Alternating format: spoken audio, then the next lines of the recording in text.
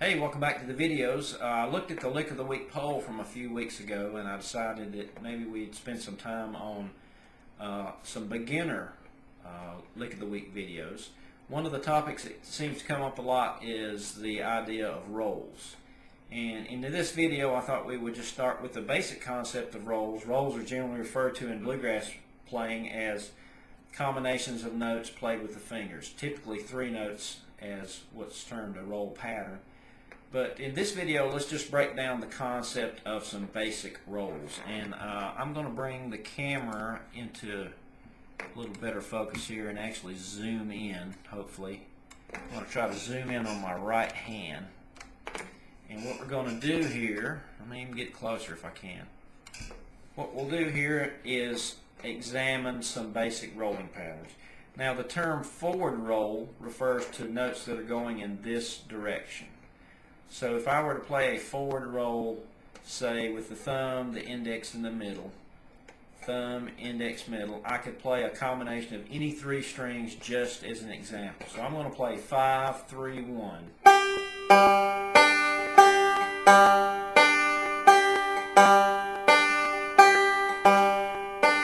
And that could be called a 5, 3, 1 forward roll. Now any combination of those 3 notes, thumb, index, middle, can be considered a forward roll, because remember the direction of the roll starts this way and continues to go forward. So maybe if I wanted to drop down and play, oh, I don't know, 3, 2, 1.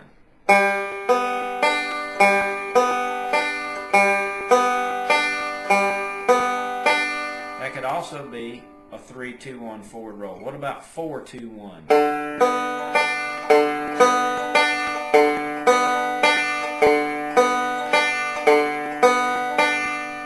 A 4, 2, 1 forward roll. What about an odd note not starting with the thumb? Maybe 2, 1, 5.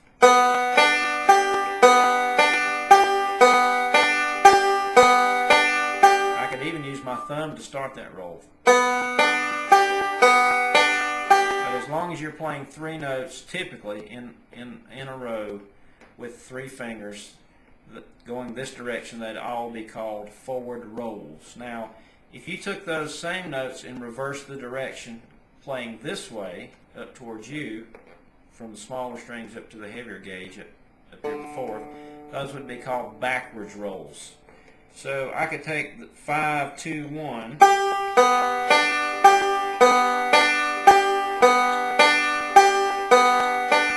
I could reverse those notes and play 1, 2, 5, 1, 2, 5, 1, 2, 5, 1, 2, 5. And I could call those series of notes backwards rolls. So any 3 notes that I play in combination over and over, starting down here in this area of the string placement coming this way, would be called backwards rolls. So let me make up a few more combinations. Maybe 1, 2, 3. Middle, index, thumb. Middle, index, thumb. 1, 2, 3, 1, 2, 3.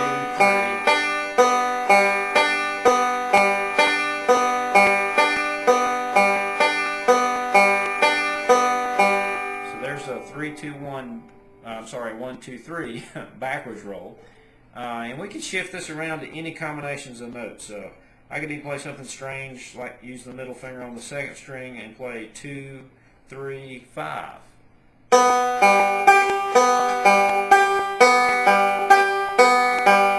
That would be called an inside backwards roll.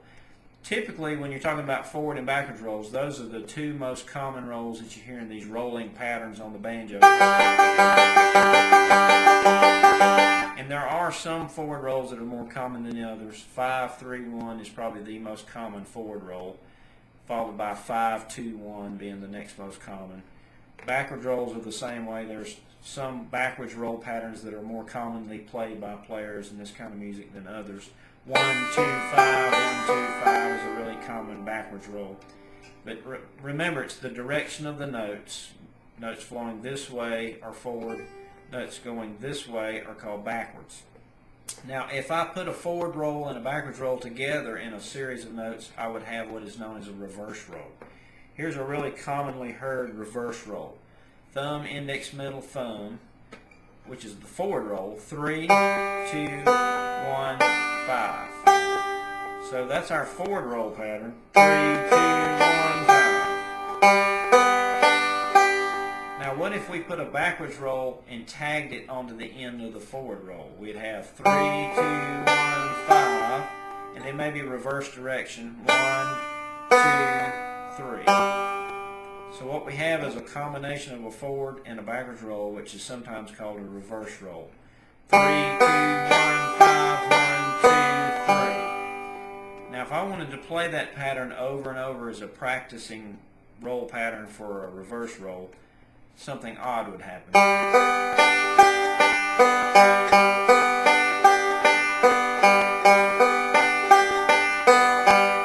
Every time we get to the end of the pattern, we hit the same note that's the beginning note. So to stop from doing that, a good practice routine for a reverse roll would be to go right back into the roll again. 3, 2, 1, 5, 1, 2, 3, back into the 2, 1, 5.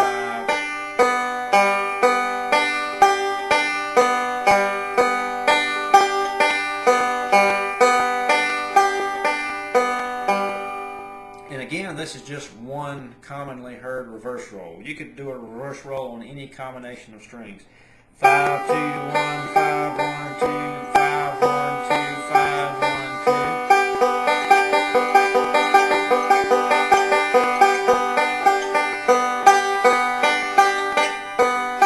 So the thing to keep in mind is the direction of the notes. A reverse roll starts one way, comes the other. You could actually start with a backwards roll and then do a forward roll. But putting those two together gives you what we call a reverse roll. Now another commonly heard roll is called the alternating thumb, and this tends to be the roll that gives beginners kind of fits. It seems like it's an odd placement of fingers. The basic idea behind the alternating thumb is to move the thumb around to 3 different strings while keeping these 2 fingers playing the same notes. The roll pattern for the thumb, as far as the notes go, are 3, 5, 3, 4. 3, 5, 3, 4. 3, 5, 3, 4. And what the index and middle always play is 2 and 1, 2 and 1, 2 and 1, 2 and 1. Now if you mix these 2 elements together, you get 3, 2, 5, 1, 3, 2, 5, 1.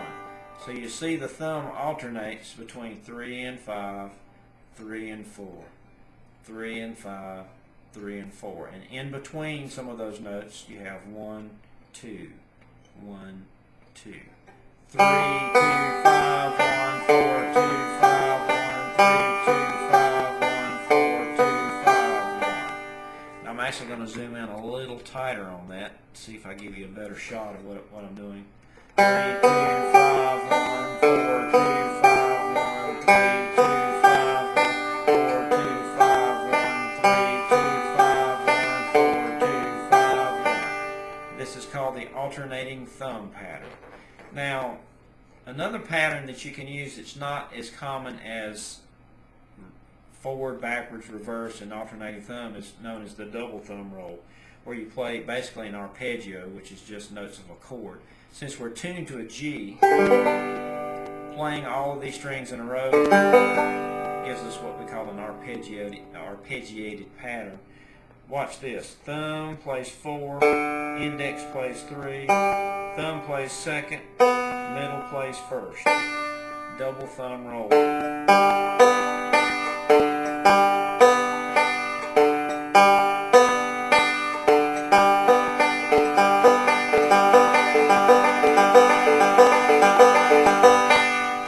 So it's a more economical way to play 4 notes, 4, 3, 2, 1 in a row. Now again, it's not as common as some of the other patterns, but something to work on for future use.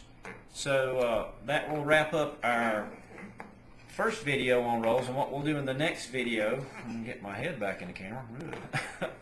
What we'll do in the next video is look at how to time these notes of the rolls, because if we don't play the rolls with certain kind of timing consideration, then they're not really effective. So be on the lookout for the next video where we'll actually dissect the timing behind the rolls. I appreciate it. See you next video.